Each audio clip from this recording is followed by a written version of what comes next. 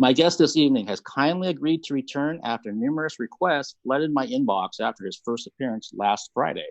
He grew up in Grants Pass, Oregon, and spent time in Portland, Oregon as well before moving to LA. And then I believe he went back to Portland and then came back to LA for getting really technical. He is an overall musician with a focus on drumming. He is currently the drummer for Doyle of Misfits fame. And just for kicks, he's an attorney at law. Please welcome back to the Eclectic Arts virtual studio, Mr. Wade Murff. Wade. Hey, how's it going? Man, I'm doing pretty good. How are you? Good. Good to see you again. I see you got your Cancer Slug shirt on. I do. I don't know if Alex is tuning in, but I'm repping Cancer Slug tonight. Yeah. That's my guy. And before, right off the top, I have to say this to you. Dude, you are so Seattle. Yeah, that's going to be our inside joke from now on. Yeah, for all of you out there watching that missed Wade's appearance last Friday, we were talking about how Seattle and Portland kind of get lumped together a lot by people that aren't familiar with the area. And then he mentioned that he's an East Coast band in Doyle, and those guys would say that that dude, you're so Seattle. It'd be like someone saying to me, dude, you are so Portland or something. I'm like, what? No, I didn't grow up in Portland. I grew up in Seattle. So yeah, using it interchangeably. For sure. So hey, let's kind of talk about topical things just for a minute. And we were kind of doing that pre-show that it's been 1 week since you were on the show, and it feels to me like it was like a month ago because so much has happened out there. Because it was the first night of the protests on that Friday. Went through Saturday, Sunday, obviously around the country and around the world. There's such a huge movement and uprising right now. Yeah. How do you kind of wrap your head around it? And have you been safe? And how are things where you're at in North Hollywood? Yeah. Well, Los Angeles, second biggest city in the U.S. When the protests started happening, my immediate thought was like, okay, I wonder how it's going to be here, because this is the home of the LA riots, and yeah, that's what I expected, and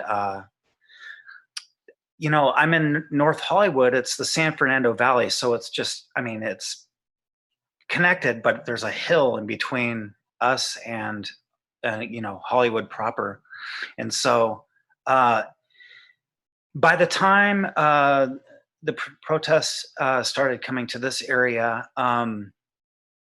it had kind of matured into this more of a really peaceful, efficient type of protest. It was really great. We've got a Magnolia Park that's about a little less than a mile from our place, and so that's where it was focused at, and it's been really great so far.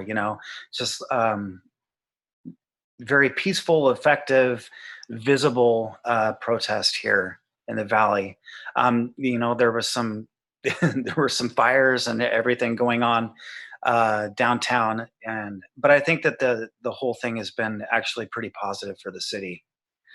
Yeah, you're up there in Seattle. I don't know how it's been up in Seattle. I'm really paid attention. I want to say it really got fairly ugly on Saturday last weekend because the protests were getting very violent in some areas, and the looting was definitely going on, even spilling over to the suburbs of Bellevue. So you had peaceful protests going on, which is the majority of what's been going on. But then you have these other groups that we've been seeing all across the country that look at this as an opportunity to do stupid things, basically. Yeah. And luckily, though, I was telling somebody else that this seems to be the first time that the media is picking up on that fact. They're not lumping everybody together and saying, oh, look at all these bad protesters. Like, no, they're showing all the peaceful protests and what they're standing for. And then they're showing these other groups and then even trying to follow up on that fact that it's not all the same so that people can differentiate about, hey, no, they're not trying to do what these people over here are trying to do. They're doing something that they have nothing to do with the protests. They're just trying to be destructive, basically. Yeah, that is really, really important to point out. I'm really, really glad that the media is catching on to that and are reporting that, because it's super important. I mean, the protest is so legitimate and it's such a great thing to have. That's part of what makes America so cool. You know what I mean? Is that Mm-hmm. that's the history of this country, is being able to express yourself. And that's why we have all of our amendments and our laws and the rule of law. But you know, it's like, I just through social media, I had a friend of mine, she was at the Santa Monica protest, and she, you know, was saying how there is a piece of this protest trailing at the end, that they're just doing all the destruction. You see one part of it is this legitimate, awesome protest, and then at the end of it, there's just a bunch of people breaking windows and setting things on fire. And to me, you know, it's like, I just don't, you know, the energy and the rage is very important. I don't want to take away from that, and I have no place, you know. But just destruction for destruction's sake, I don't think is helpful, and I think it counteracts the good message. You know what I mean? And it just, I don't know. So, but anyway, you know, like you were saying, I think it's important for the media to point that out. Yeah, no, and I agree with what you just said, and that there's so many positive things coming out of this. We can talk about, you know, Sure. Blackout Tuesday, people just taking time just to listen, let alone to educate yourself, including myself. I put myself right in that mix. Right. That there's always something else I can be doing to learn to maybe undo, you know, a behavior that I have or thought process. Yeah. And so there's nothing negative about that in my opinion whatsoever. But then there's this fringe stuff that's there, and that's what needs to basically go away. In my opinion. But not to get too serious with you. So let's say last time I was telling you two things happened after we did your interview. One of them was that here you are, the drummer for Doyle, and I barely even talked about it. We got on a lot of other, and there's a great interview, don't get me wrong, but I'm kind of like, here's another example of like, I need like an hour with this guy or like an hour and a half or something. And I'm so glad because people are giving me the same feedback. They're like, Mark, how come you didn't talk about Doyle? And said, can you get him back on? Plus, because he was really interesting. Plus, they love watching you do that Slipknot cover and bashing the crap out of your drums. Cool. So I got really good feedback on it. So I'm like, I'll see if I can get him back on it. You know, luckily you're here. So let's talk about the Doyle gig in terms of take me back. So like, how did that gig come about that you became the drummer for Doyle? Well, somebody let me know that there was a post on Facebook about it. I think Bruce, the manager, had posted like, what I know is that Brandon, the second drummer, left, and I think that he wanted to focus on the band Horror, which is a phenomenal band. But he left, and so somebody let me know that they were looking for a drummer. And then I kind of looked into it a little bit, and I was working at Relapse Records in Portland. It's the metal label. And I saw that ad, and I thought, oh man, should I audition for this? You know, I just I wasn't sure if I should just continue working or what. So I went to the next room. I went to the art department at Relapse Records, and I asked a couple of the guys. I was like, I showed them the link and what was going on. I was like, should I audition for this? And they just like went, "Are you kidding me? Yeah, dude, Doyle." And so I did, and I ended up getting the gig really last minute. Bruce messaged me. In fact, I was at the rehearsal studio, and I was just playing drums, and I saw my phone light up, and like in the middle of a song, I looked and I saw it was Bruce. And so like I stopped the song and stopped playing, and then I saw it, and it was just a screenshot of a text from Doyle saying, "Send Wade." And I was like, holy crap. So I talked to Bruce, and he's like, okay, here's 2 albums and learn these songs. He's like, can you get on a plane in 36 hours or whatever? And I was like, yeah. So basically, I just kept playing drums for like just the entire time. I just didn't even leave the studio. And took that red-eye flight, landed in Jersey, and we played a couple of times, and then that was the first tour. That's just how it happened. I think that was 2017, I think. Yeah. Okay. So Okay. that's how that happened. Man, and it's just like what you're talking about the first time last Friday, that a lot of these things really happen last minute for whatever reason in the music industry. Yeah. I think it's the entertainment industry as a whole. Movies, radio, like everything. I don't know. At least that's what I had a little stint at this place here in Los Angeles called The Firm, and it's broken up now after the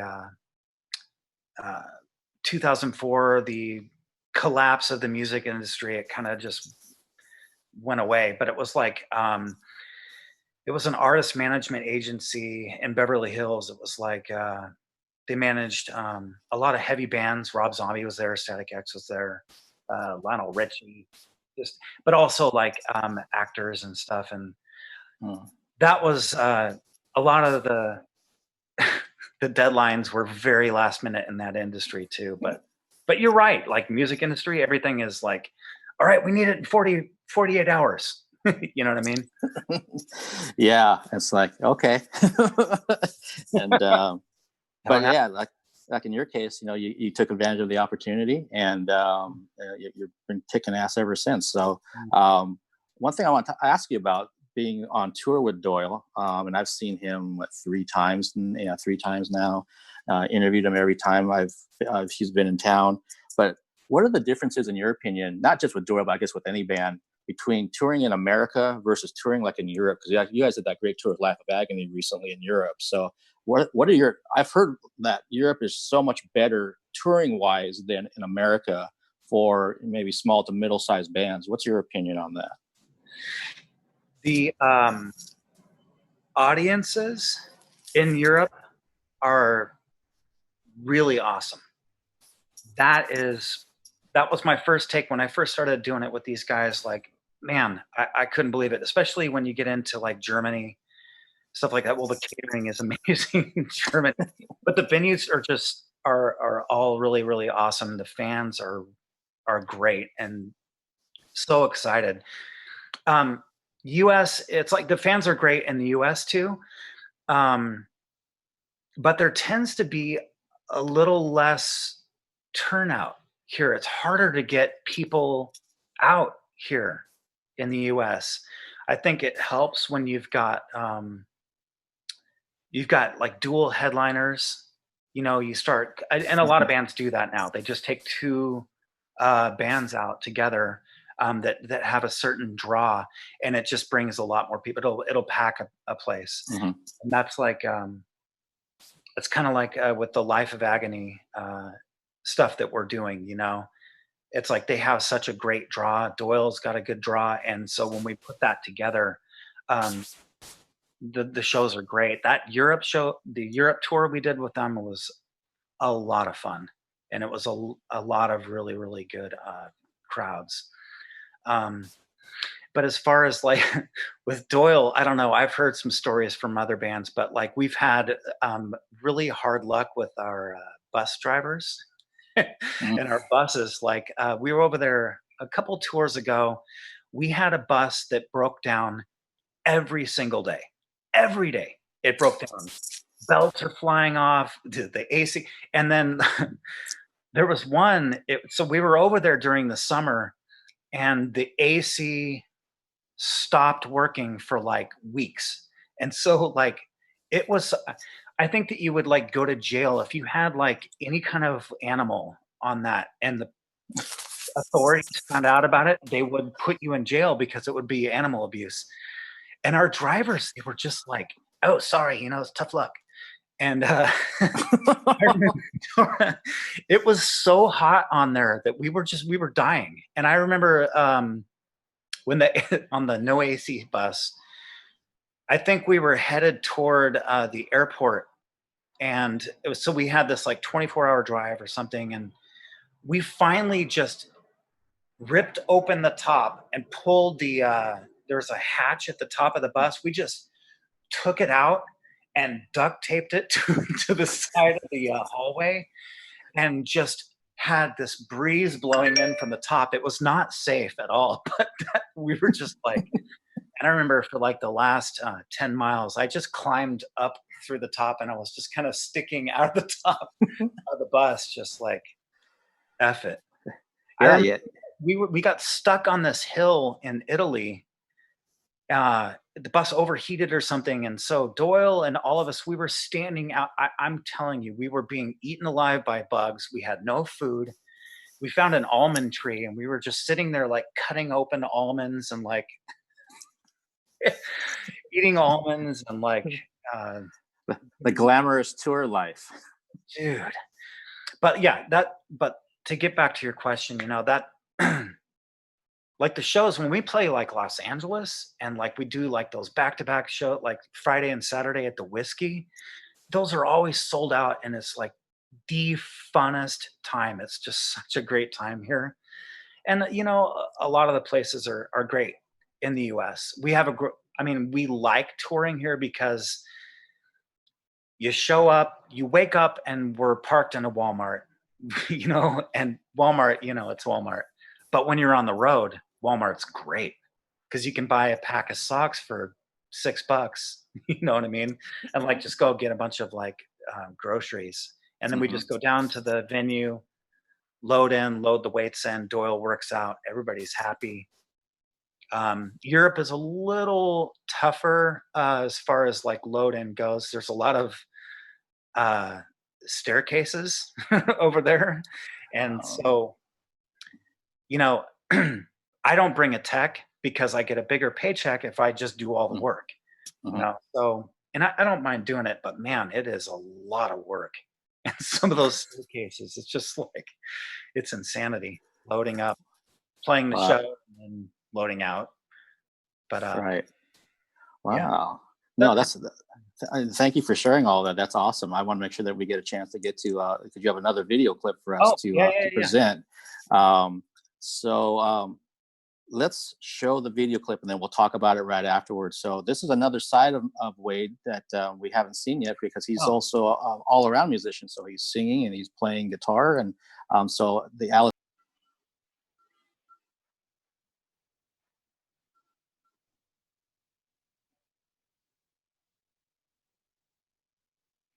Wow, that was really nice, Wade. What can you tell the people about that song? Well, Elliott Smith, Portland, Los Angeles guy. When I first moved to Portland right after high school, I remember running into him. Actually, my friend Jason Fell, we were in a band up there. My friend Jason introduced me to him. And every time I saw the guy, you know, like he was really a melancholy dude.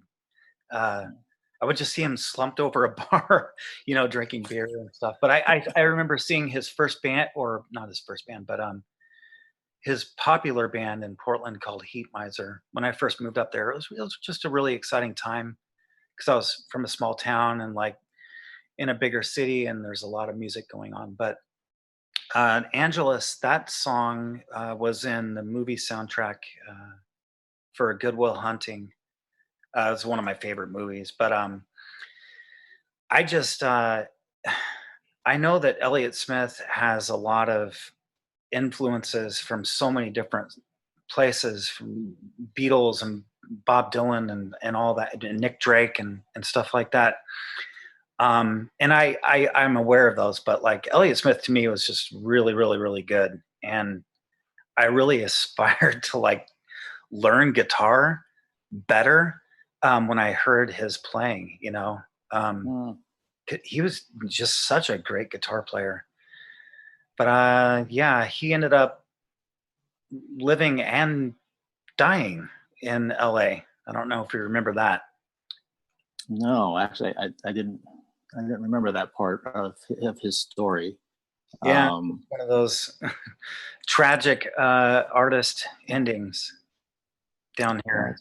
Suicide, I think.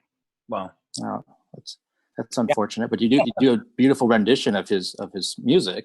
Oh, thanks. And I didn't mean to cast a pall on our conversation there. Oh, no. No, not at all. I just know that for me, when I first saw you doing, I think it was a cover of a U2 song. That's why I was kind of like, how the hell did I miss this in my research for the first interview? Because I only saw, I mean, I've seen so many of your drum videos. I'm like, I had no clue that if I would have dug a little further, like maybe 3 or 4 years back, I would have found some of these other videos that you playing guitar, singing, being an all-around musician. And that just made me have even more respect for you just from seeing that. Thanks. Yeah, man. Yeah, so we've got like 2 minutes. One thing I want to ask you, and again, this is one of those, I might have to like get my own show when this tour's done or something. And just do things for like I'll have like an hour-long segment or 2 hours or whatever, have a podcast or something. What kind of advice would you give an aspiring musician? Let's stay with that question. So someone's, out there, not just a drummer, but just in general, is trying to, they have those dreams. They're playing in their, in their bedroom, and they want to get out there and do something. But what advice would you give them in about a minute and a half? My advice is, if you don't do it, somebody else will. And why shouldn't it be you? I mean, I don't know, it sounds hokey, but I use that philosophy for everything. But if music is what you want to do it. Focus on it and get good. Concentrate your energy on it, because you can command a wage or a living from anything, but it's going to take focus and determination and maybe some luck. But I think we're creatures of habit, and you can get really good at something if you make a habit of trying to do it better each day. Take rest, of course, but and my philosophy on practice. Some people will, like drummers, just take drummers, for instance. If you sit down in a studio or rehearsal room and you play through stuff that you're not practicing. Practicing, at least in my opinion, is sitting down and trying to do things you can't do yet. So if you're worried about sounding like you don't know what you're doing, you're worried about the sound coming out of your studio, that's the wrong philosophy. You got to learn. You have to attack things that you don't know how to do. That's how you get good. You grapple with stuff that you can't do. But I just encourage, we need more musicians all the time. So I encourage people to just go for it. All right. Really, really sound advice. And Wade, it was a pleasure talking to you yet again. And again, maybe down the road, it'll be, part 3, part 4. I don't know. we'll kind of see. I'd love to. Okay, stay safe down there. And again, thank you so much. And have a good night. And thank you. Thanks, man. Bye. All right. Bye.